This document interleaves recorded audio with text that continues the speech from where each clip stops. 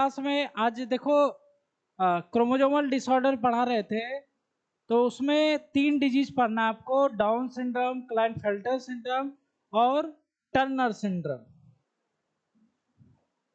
इसमें से सबसे पहला है डाउन सिंड्रोम।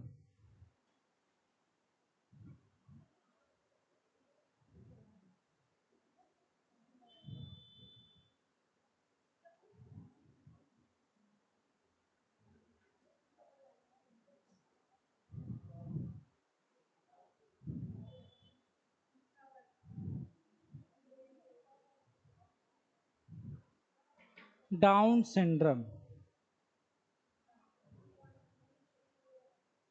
बहुत इंपॉर्टेंट है भाई, थोड़ा मरा नहीं, बहुत ज्यादा इंपॉर्टेंट।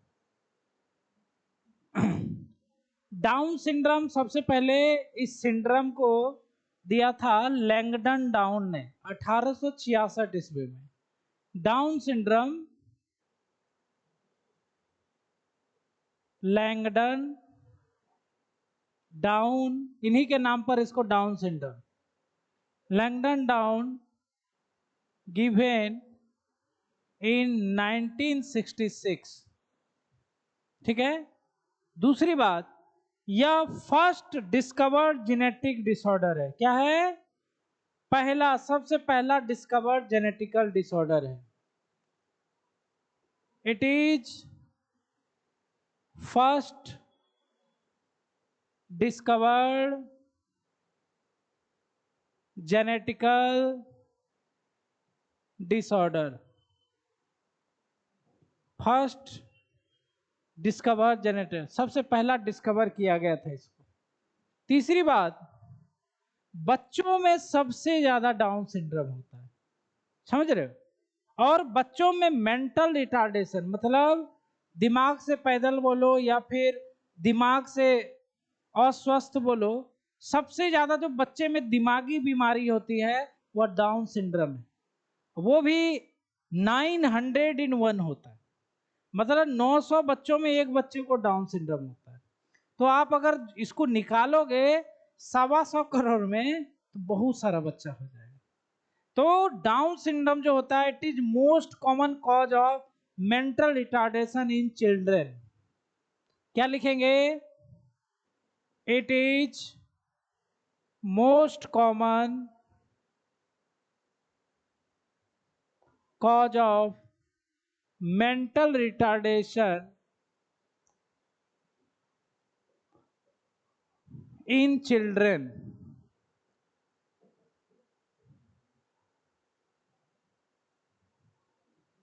इन चिल्ड्रन, और वो भी इधर लिख दे रहे हैं 900 में 1 होता है। 900 में 1 होता है ये। उसके बाद इसको मैंगोलियन डिजीज भी कहते हैं।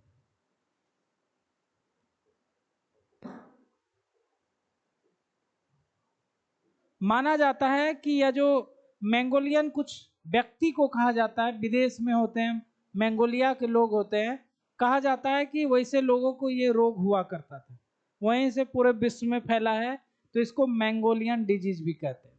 तो ये डाउन सिंड्रोम बहुत इंपॉर्टेंट है। इसके बाद देखो, ध्यान से देखना, ये ट्राइसोमी होती है। क्या होती है? ट्राइसोमी। ट्राइसोमी मतलब क्या बताया था आपको? जब एक एक्स्ट्रा क्रोमोसोम आ जाए शरीर में तो इसको कहा जाता है ट्राइसोमी। पिछले क्लास में हमने लिखाया था। तो डाउन सिंड्रोम भी ट्राइसोमी का केस है। वो भी हमारा जो 21वां क्रोमोसोम है वहां पर एक एक्स्ट्रा क्रोमोसोम हो जाता है। एक एक्स्ट्रा, मतलब 46 है तो 47 हो जाएगा, लेकिन किस जगह होता है? 21वां क्रोमोसोम। मतलब वहां 3 क्रोमोसोम आपको देखने को मिलेंगे। कितने मिलेंगे? तो यहां पर लिखते हैं, ये भी आता है ट्राइसोम, 21 ट्राइसोमी, मतलब 21वां क्रोमोसोम पे ट्राइसोमी हो जाती है, मतलब एक एक्स्ट्रा क्रोमोसोम बढ़ जाता है। तो डाउन सिंड्रोम ट्राइसोमी का केस है, मतलब यहां पर एक एक्स्ट्रा क्रोमोसोम बढ़ जाता है। इसके बाद इसके सिम्टम्स पे चलते हैं।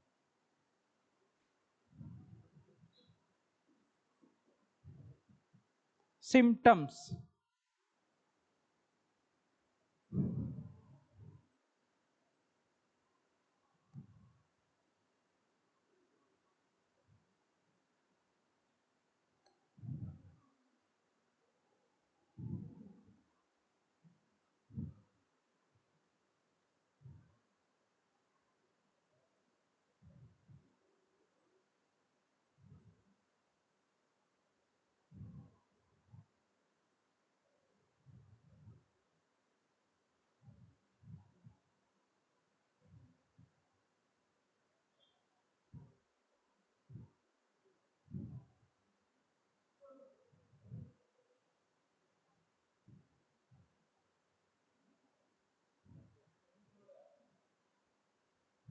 सो गया क्या कोई? उठा दो उठा दो।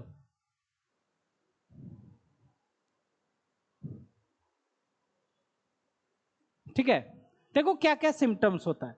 सबसे पहले बताया मेंटल रिटार्ड होता है। क्या होता है? मेंटल रिटार्डेशन होता है, मतलब दिमाग से पैदल होता है।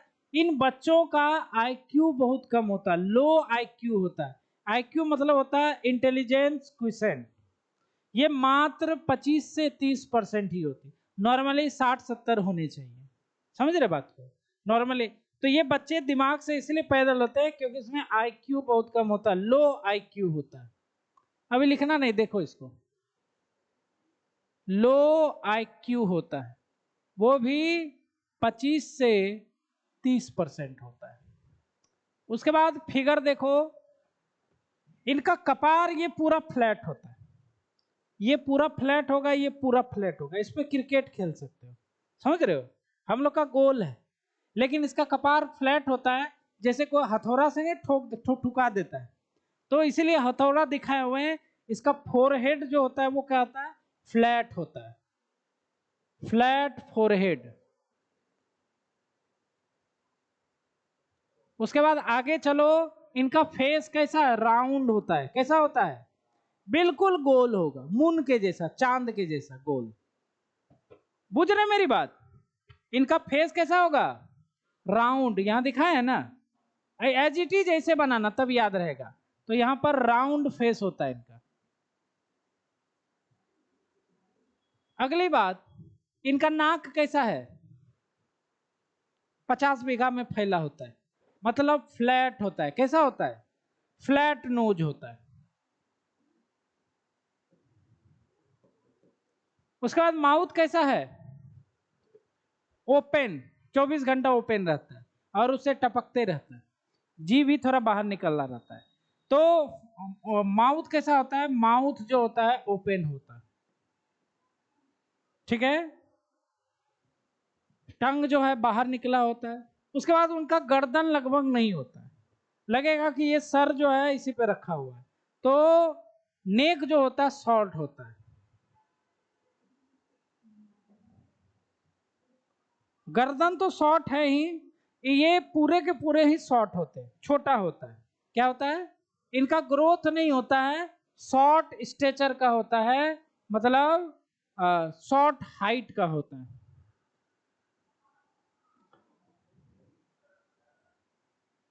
शॉर्ट हाइट का, शॉर्ट हाइट। इसके बाद क्या है? इनका हृदय देखो, ध्यान दो, इसका हृदय क्या है? अजीब सा है ना। तो इनके इनके हार्ट में कार्डियक एबनॉर्मेलिटी आती है। क्या आती है? कार्डियक एबनॉर्मेलिटी, मतलब कार्डियक मतलब हार्ट जो है एबनॉर्मल होता है, हम लोग के जैसा नहीं होता है। धड़कन वगैरह जैसे मन तैसे धड़कते रहता है, इनका बीट एक समान नहीं होता है। तो यहां पर हम लोग लिखेंगे कार्डियक एबनॉर्मेलिटी, कार्डियक एबनॉर्मल होता है। ठीक है, अब देखो ध्यान से देखो, हम लोग का भाग्य रेखा है ना, ये जीवन रेखा है। पंडित जी समझाते हैं, ये आपका शादी दूगो लिखा हुआ है, आपका उम्र इतना बड़ा है, आपको फलना होगा चिलना होगा, ये भाग्य रेखा है। इसको कहा जाता है क्रीज, कहा जाता है। क्या बोला जाता है? लेकिन उनमें क्या होता है, ये बहुत चौड़ा पट्टा जैसा होता है। कैसा होता है? पट्टा, जैसे क्रिकेट का पट्टा होता है ना, पिच जो होता है, क्रीज, क्रीज समझते हैं जिस पे बैटिंग करते हैं, तो क्रीज के जैसा दिखता है, जिसको बोलते हैं पाम क्रीज। हथेली जो होता है उनका क्रीज जैसा होता है। कैसा होता है? क्रीज के जैसा।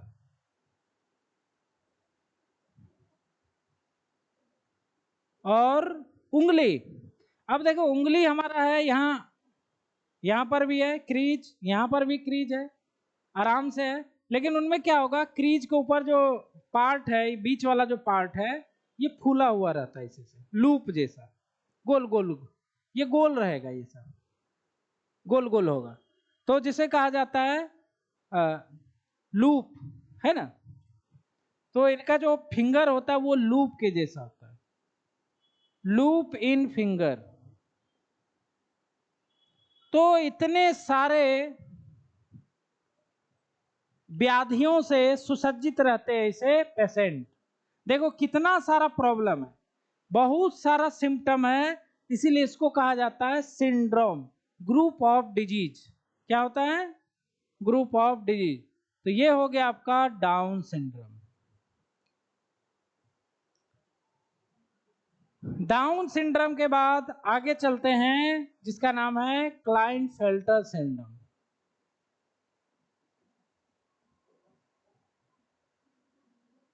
क्लाइन, लो जिसको उल्टा पुल्टा लिख दिया इसने, Klinefelter, Klinefelter syndrome, Klinefelter syndrome. ध्यान, अरे भाई ध्यान दो, ध्यान दो, ध्यान दो। यहां पर देखो, क्लाइनफेल्टर सिंड्रोम जो होता है, लिखो नहीं, रुक जाओ, तुम लोग लिख रहे हो। क्लाइनफेल्टर सिंड्रोम जो होता है किसमें होता है? मेल में होता है। कहां होता है?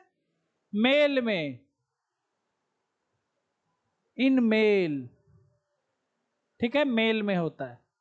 क्रोमोजोम की बात करें तो एक एक्स्ट्रा क्रोमोजोम होता है 44 प्लस XXY।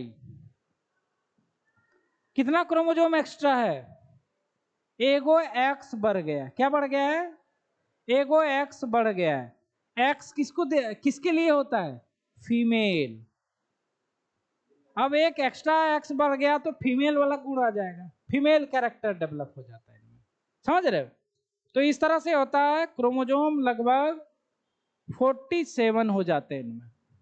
ठीक है, बताओ ये जो हैं, ये मेल स्टेराइल होते हैं। कैसे होते हैं? किसी काम के नहीं होते। ये मेल जो होते हैं वो कैसे होते हैं? स्टेराइल। अब उसका कारण क्या है?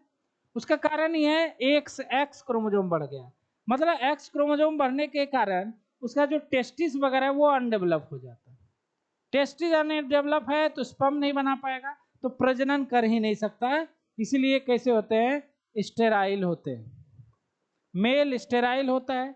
ठीक है, टेस्टिस अनडेवलप हो जाता है। ठीक है, इन लोगों में क्या होता है? फेमिनाइन कैरेक्टर आ जाता है, महिला गुण आ जाता है।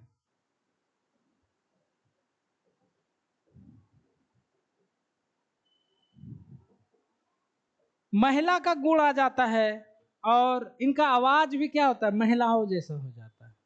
समझ रहे हो? आवाज तो छोड़ो, मेमोरी ग्लैंड डेवलप हो जाते हैं। क्या हो जाते हैं? मेमोरी ग्लैंड, जिसको हम लोग बोलते हैं गायनेकोमस्तिया। गायनेकोमस्तिया, है ना, इसका मतलब होता है मेमोरी ग्लैंड डेवलप।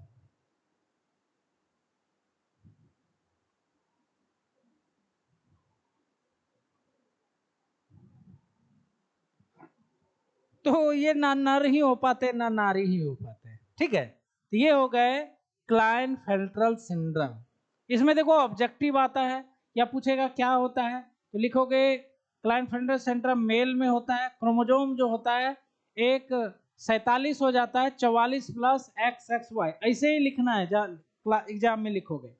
उसके बाद मेल जो होता है स्टेराइल होता है, बांझ होता है, टेस्टिस अनडेवलप होता है, फेमिनाइन कैरेक्टर आ जाता है, महिला गुण आ जाता है, और इनमें गायनिकोमस्तिया आ जाती है, जिसमें कि मेमोरी ग्लैंड जो होता है मतलब डेवलप हो जाता है मेल के अंदर में। ये हो गया आपका क्लाइनफेल्टर सिंड्रोम। क्लियर? अब अगला जो है वो है टर्नर सिंड्रोम।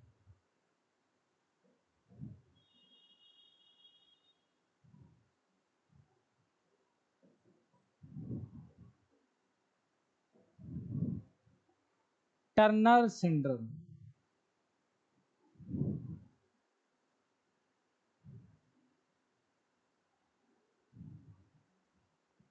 ये किसमें होगा?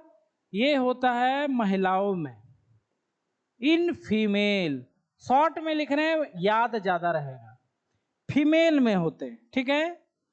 इसमें एक क्रोमोजोम कम हो जाता है। क्या होता है? एक एक्स क्रोमोजोम कम हो जाता है, मतलब 46 क्रोमोजोम ही रहते हैं। तो यहां पर लिखेंगे क्रोमोसोम। क्रोमोसोम 46 ही, सॉरी 45 ही रह जाते हैं। और क्रोमोजोम को लिखोगे तो 44 प्लस एक्स ओ, मतलब 0, मतलब एक एक्स क्रोमोजोम क्या हुआ? घट गया। एक्स क्रोमोजोम फीमेल कैरेक्टर बढ़ाता है, अब एक एक्स्ट्रा कम हो गया। तो कम हो जाने के कारण क्या होगा? उसमें फीमेल कैरेक्टर क्या होगा? कम हो जाएगा। महिला का गुण क्या होगा? कम हो जाएगा। उसका यूटेरस अनडेवलप हो जाएगा, ओवरी जो रूमिनेंट्री हो जाएगी, उसमें ओवा वगैरह नहीं बनेगा। तो मतलब बात क्लियर है, स्टेराइल फीमेल होगी। कैसी होगी? ये कैसे होंगे? टर्नर सिंड्रोम वाले फीमेल स्टेराइल फीमेल होंगे।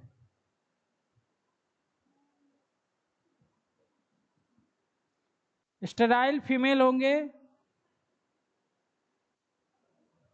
हाँ 45 लिखे हुए यहाँ पे।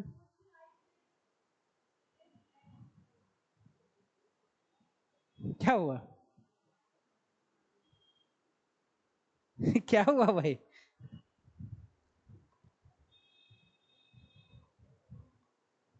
हाँ तो क्या दिक्कत है? 100 लिखे हुए ना उधर।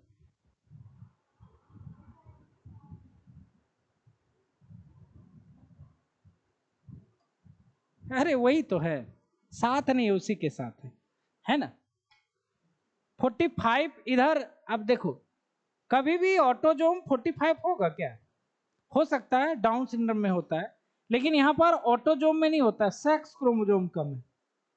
ये सारे के सारे क्या है?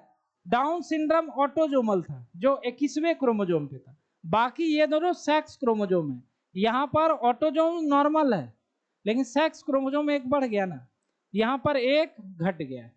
मतलब लिखा हुआ है उसमें 45 है टोटल, जिसमें से एक्स ओ टाइप का। समझ रहे बात? तो यहां पर ओवरी क्या हो जाएगा? Ovary ruminant. ओवरी रूमिनेंट हो जाएगा, यूटेरस अनडेवलप हो जाएगा। तो इसका मतलब ये फीमेल क्या होंगी? स्टेराइल होंगी। तो ये हो गया आपका टर्नर सिंड्रोम। क्या हो गया? Turner syndrome. क्रोमोजोम पैटर्न आपको लिखना पड़ेगा। बताओ टर्नर और क्लाइनफेल्टर कौन सा सिंड्रोम है? ऑटोजोमल या सेक्स लिंक्ड? क्या है? सेक्स लिंक्ड है, क्योंकि सेक्स क्रोमोजोम में प्रॉब्लम आ रहा है, ऑटोजोम सेम है। लेकिन डाउन सिंड्रोम में क्या था? वहां पर 21 क्रोमोजोम, 21वां क्रोमोजोम, उसमें एक एक्स्ट्रा क्रोमोजोम हो रहा था, तो वो ऑटोजोमल है। क्या है? एक चार्ट जो बनाए थे उसमें देख लो, चार्ट जो बनाए थे ना डिजीज वाला, उसमें देख लो, उसमें लिखाए होंगे। चार्ट में देखो, डाउन सिंड्रोम कहाँ है? ऑटोजोमल है ना, इसलिए है क्योंकि ऑटोजोम क्रोमोजोम में है।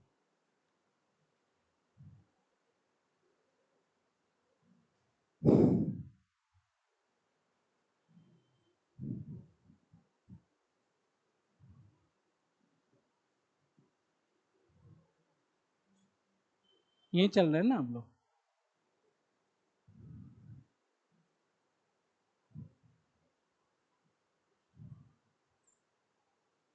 यहां पर देखो क्रोमोजोम दिख रहे हो, 1 2 3 4 5 6 7 8 9 10 11 12 13 14 15 16 17 18 19 20 21 22 23 है ना। कितना जोड़ा होता है, कितना पेयर क्रोमोजोम है, 23 पेयर है ना। इसमें देखो ये 21 पेयर, ये 21वां पेयर में जो है, अच्छा ये सेक्स क्रोमोजोम यहाँ पर लिख दिया है, ये 20 ये 19 20 लिखा हुआ है, ये खुद लिखा हुआ है। यहाँ देखो 21वां क्रोमोजोम पे कितना है, 3 है ना। ये डाउन सिंड्रोम वाला क्या है, डाउन सिंड्रोम। देखो ये बुतरू है, बच्चा मेंटल रिटार्ड होगा। देखो फ्लैट फेस है ना, फ्लैट बैक, ये भी फ्लैट होता है, मतलब चारों तरफ से ठुकठुकाया हुआ है। Many loop in finger, palm crease होता है। कॉन्जेनाइटल हार्ट डिजीज होता है, मतलब कार्डियक एबनॉर्मलिटी होता है। बिग एंड रिंकल टंग, टंग भी कैसा होता है, हमारा प्लेन है टंग, इनका कैसा होता है रिंकल, रिंकल मतलब सिकुड़ा हुआ, कैसा सिकरा हुआ टंग है। और देखो ये एनसीईआरटी ने क्रोमोजोम भी दिखा दिया आपको, सभी 2 पेयर है, लेकिन 21वां क्रोमोजोम में एक्स्ट्रा आ गया है, 21वां है ना, 22वां 23वां है ना, 22वां है, ये एक्स वाई है। तो इस तरह से ये डाउन सिंड्रोम ऑटोजोमल होता है। अगर सेक्स क्रोमोजोम एक बढ़ रहा है एक घट रहा है तो वो होता है सेक्स लिंक्ड, समझ रहे हो बात। ये देखो यहां पर, ये है टॉल स्टेचर विथ फेमिनाइज कैरेक्टर, तो फेमिनाइज कैरेक्टर है, इसका मतलब ये क्या है, टर्नर सिंड्रोम, क्या है टर्नर। और short stature and under develop feminine character, ये है नहीं नहीं, ये है टर्नर, ये क्या है क्लाइनफेल्टर, क्या है क्लाइनफेल्टर, मतलब ये मेल में होता है, मेल में जो होता है क्लाइनफेल्टर, और फीमेल में क्या होता है, ये आपको जो होता है टर्नल सिंड्रोम।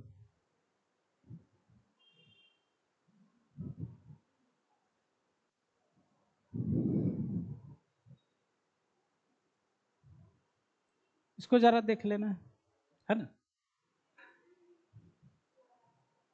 म्यूटेशन बताए थे ना अगले क्लास में, सॉरी अगले चैप्टर में पढ़ेंगे।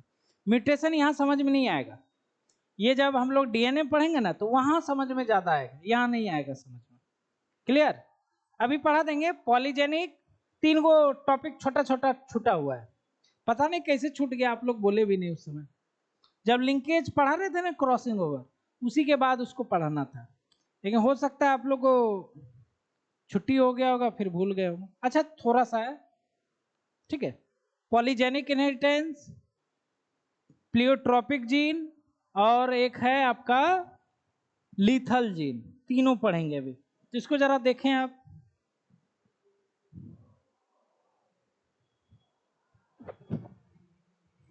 आप लोग का क्लास तो सही समय पे हो गया है, लेकिन 11th वाला आ गया है 3:30 बजे से ही, उन लोगों का 3:30 बजे से ही होता है, तो ज्यादा प्रॉब्लम हो गया। गर्मी बहुत है ना भाई, नहीं है, बहुत है गर्मी, पिछले साल वाला आज का गर्मी बहुत है।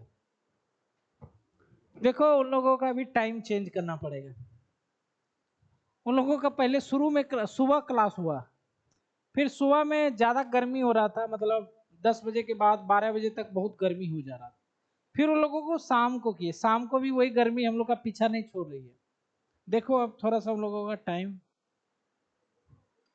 आप लोग का सही टाइम है ना।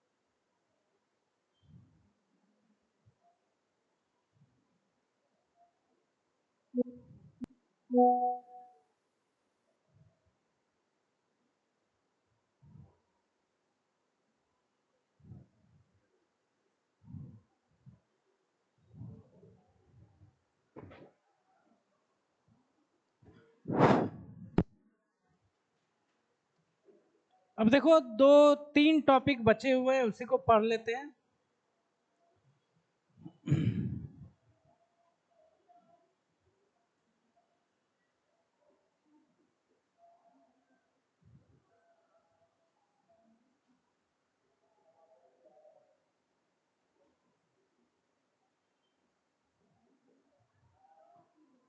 प्लियो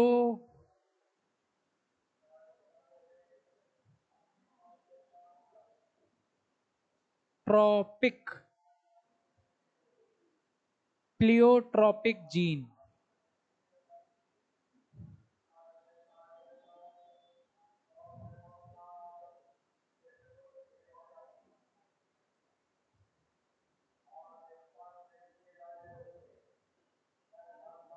प्लियोट्रॉपिक जीन। प्लियोट्रॉपिक जीन क्या होता है? देखो, मेंडल ने बताया था हमें कि भाई एक जीन जो होता है एक कैरेक्टर को कंट्रोल करता है। एक जीन एक कैरेक्टर।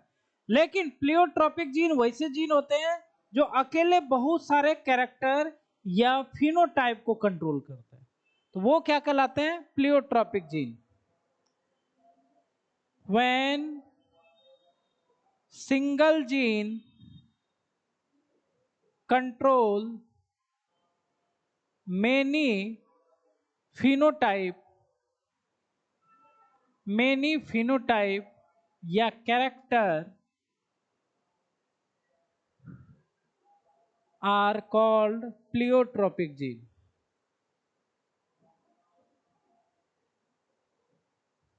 अब इसका एग्जाम्पल से समझ में आएगा आपको।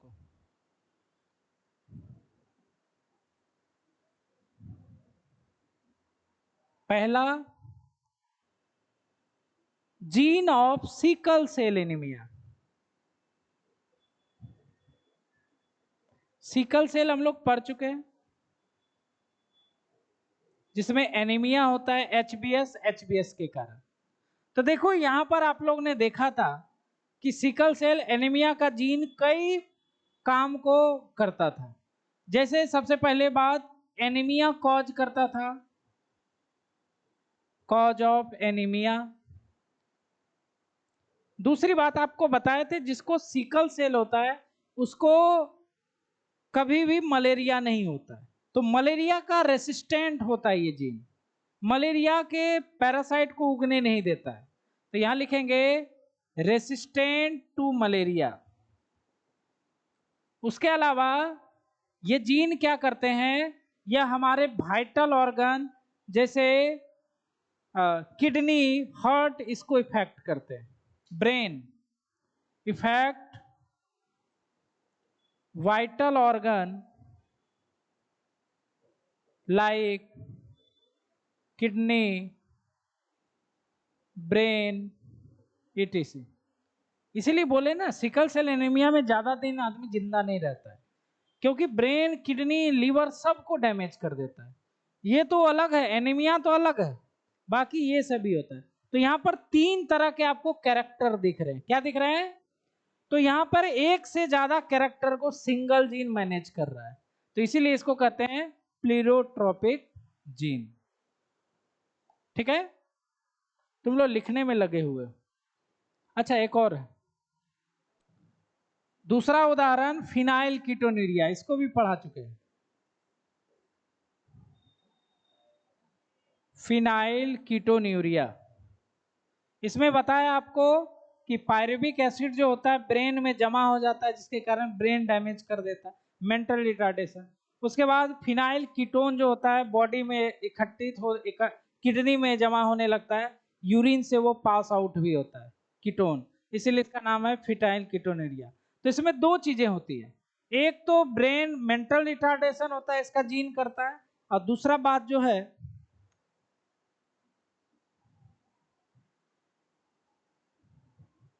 इसका जीन देखो क्या क्या करता है। फिनाइल कीटोन्यूरिया जीन या दो काम करता है, एक तो मेंटल रिटार्डेशन,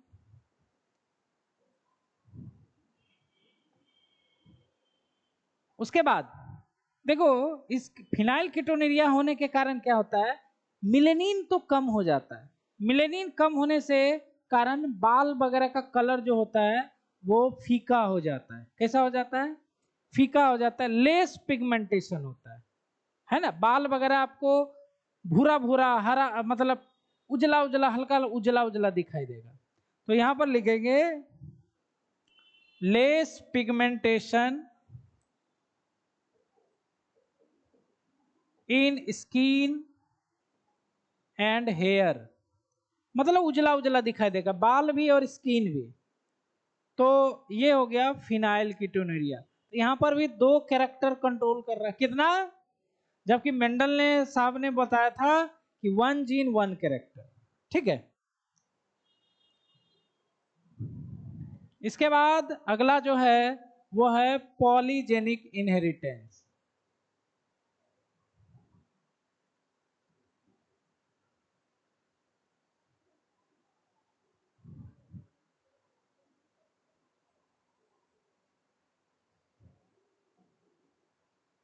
पॉलीजेनिक इनहेरिटेंस,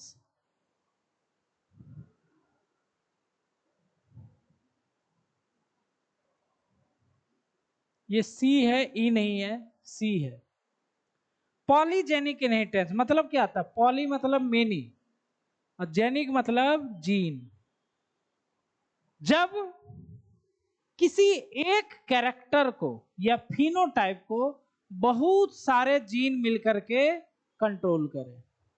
पिछले वाला था एक जीन मेनी फिनोटाइप, यहां है many phenotype one gene, sorry one phenotype many gene. वहां क्या था? वन जीन मेनी फिनोटाइप, यहां क्या है? One phenotype many gene. तो यहां पर क्या लिखेंगे? When one phenotype controlled by many gene,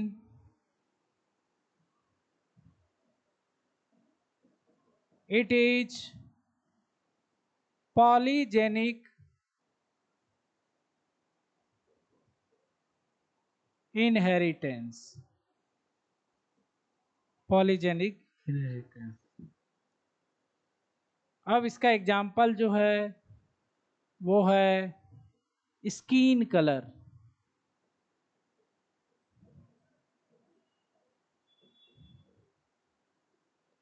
बताओ कितना स्किन कलर होता है हमारे शरीर में? कितना तरह का कलर होता है? काला और गोरा, लेकिन बीच वाले भी बहुत होते हैं। सबका कलर आप मिला ही नहीं पाओगे, कुछ ना कुछ थोड़ा मोड़ा अंतर होता है। तो स्किन कलर जो होता है बहुत सारा होता है, इन्फिनाइट होता है, समझ रहे हो? लेकिन मेनली क्या होता है, मैक्सिमम या तो ब्लैक या तो व्हाइट। अब बीच वाला क्या होता है? Intermediate colour. क्या होते हैं उसको?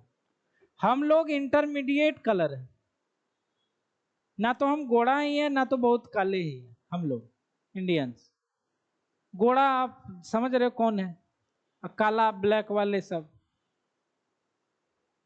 ठीक है, तो स्किन कलर, स्किन कलर जो है स्किन कलर जीन जो है वह 3 होते हैं, ए बी सी। कितने हैं? 3 है। अगर ये आए ए बी, सॉरी ऐसे ए बी बी सी सी, या फिर ये आए ए बी बी सी सी, तो यह दिखाता है ब्लैक कलर या डार्क स्किन। और ये अगर आएगा तो वो क्या होगा? पूरा का पूरा लाइट या वाइट स्किन, है ना। तो ब्लैक, ब्लैक तो हम लोग बायोलॉजी में नहीं कहते हैं। अच्छा चलो वाइट कलर हो जाएगा, ठीक है। और बीच वाले जितने भी हैं, जैसे मान लो ये आ जाए या ये आ जाए, या बहुत सारा बीच वाला कलर है,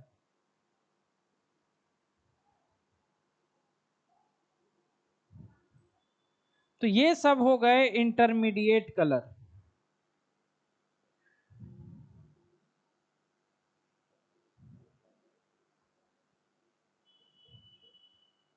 ये सब जो फिनोटाइप हो, जीनोटाइप होंगे, मतलब ये और ये ब्लैक और व्हाइट प्योर होगा, ये प्योर डार्क ब्लैक, और ये लाइट व्हाइट कलर होगा। बाकी जितना भी जीनोटाइप इससे आएगा वो सभी इंटरमीडिएट कलर होंगे, बहुत सारे कलर होते हैं। तो यहां पर हो गया पॉलीजेनिक इनहेरिटेंस। और लास्ट जो है वो होगा लीथल जीन।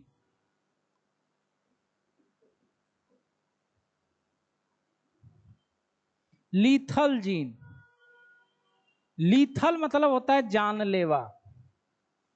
कुछ ऐसे भी जीन हैं जो जानलेवा होते हैं, है ना। when gene comes in homozygous, when gene comes in homozygous condition and cause death, है ना, cause death, they are called lethal gene। जैसे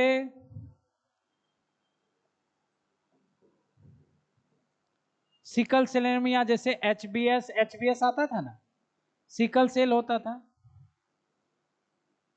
तो ये भी जानलेवा जीन है भाई, मर जाता है आदमी। H B S. उसके बाद हीमोफीलिया आपको बताया था कि ऐसे अगर आता है या ऐसे आता है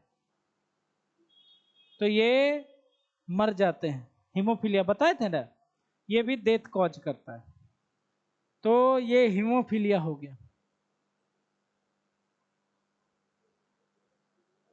तो ये कुछ लिथल जीन, और कुछ ऐसे भी होते हैं प्लांट, अगर जीन आया ना वो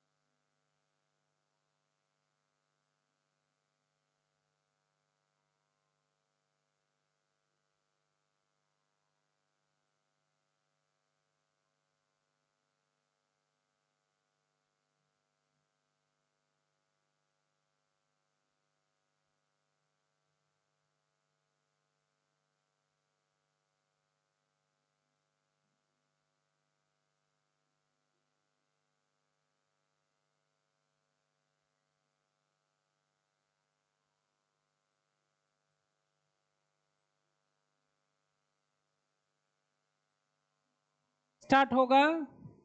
और डीएनए में भी पहला जो 4-5 क्लास है बहुत इंपॉर्टेंट होगा, क्योंकि उसमें थोड़ा केमिस्ट्री का यूज होगा। क्योंकि डीएनए आरएनए जो है उसका थोड़ा केमिस्ट्री भी पढ़ना पड़ेगा, तो केमिस्ट्री का यूज होगा। तो थोड़ा सा आप लोग धैर्य से पढ़ेंगे। शुरुआत में लगेगा कि मतलब थोड़ा सा केमिस्ट्री की ओर भाग रहे हैं, लेकिन सब काम का होगा।